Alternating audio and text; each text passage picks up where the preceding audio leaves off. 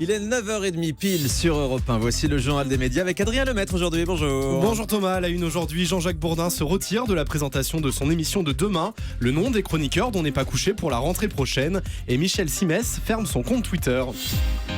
On commence donc avec Jean-Jacques Bourdin qui ne sera pas à l'antenne de BFM TV demain. Oui, le journaliste a décidé lui aussi de se faire remplacer, tout comme François Fillon. À l'origine de cette décision, la querelle entre les deux hommes. La semaine dernière, François Fillon avait annoncé qu'il n'irait pas dans l'émission où le journaliste reçoit les candidats à la présidentielle. Résultat, François Fillon sera représenté demain par François Barouin. La réplique de Jean-Jacques Bourdin ne s'est pas fait attendre. Lui aussi se fera remplacer le temps de l'interview par son joker, Laurent Neumann. Voilà, et la passe d'armes a duré tout le week-end sur Twitter notamment. Catherine Deneuve pourrait intégrer la série 10%. Alors que la nouvelle saison de la série à succès de France 2 commencera mercredi soir, Dominique Besnéard, producteur et créateur de la série, confie à nos confrères du Tube qu'il aimerait beaucoup voir parmi les stars figurer Catherine Deneuve. Le producteur avoue même avoir déjà un peu essayé de rallier la comédienne à sa cause. Comme nous l'avons confié au micro d'Europe 1, l'actrice s'ajoute à sa longue liste de souhaits, avec notamment Louane, Lynn Renaud ou bien encore Béatrice Dalle. Interrogée en octobre dernier, Catherine Deneuve parlait déjà de sa possible apparition dans la série.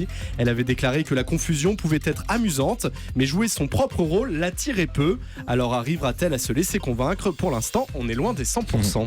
Et on vous proposera une émission spéciale mercredi pour le retour de cette série 10%. Parmi les guests cette année, il y a notamment Fabrice Lucchini ou Virginie Efira. Encore un très beau casting, une très bonne série donc à découvrir cette semaine sur France 2. On reste dans les séries avec TF1 qui annonce l'arrivée de la série L'arme fatale. Ce sera le mardi 2 mai à 21h, adapté de la franchise culte des années 80. Cette série s'inspirera directement du film avec une intrigue assez proche. L'inspecteur Martin Riggs, joué par Clayne Crawford, ne se remet pas de la mort de son bébé et de sa femme. Il va devoir faire équipe avec Roger Meurthaud, vieux flic au bord de la retraite. La suite promet d'être explosive.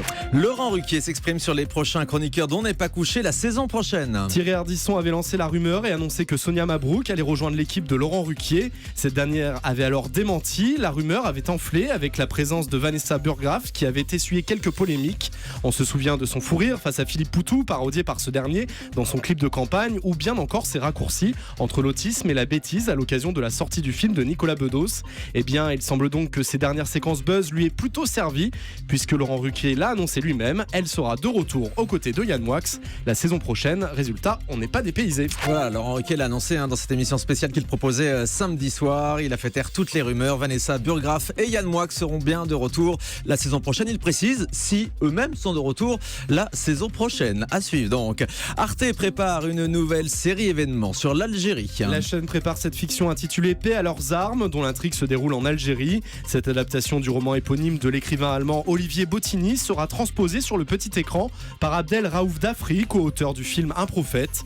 Il explique en outre qu'il s'agira d'une intrigue sous fond d'islamisme et de coup d'état avec deux personnages principaux qui seront interprétés par des comédiens allemands. La mini-série comportera 3 épisodes de 52 minutes. Allez, on va terminer avec le chiffre du jour. 237 000 comme le nombre d'abonnés Twitter que Michel Simès a décidé d'abandonner. Ulcéré par les messages dont il est la cible, l'animateur télé préféré des Français a fermé son compte Twitter. Dans un dernier message, il déclare que le réseau social est devenu, je cite, un réceptacle, un déversoir permettant à ceux qui n'ont que de la haine ou de l'agressivité de s'exprimer.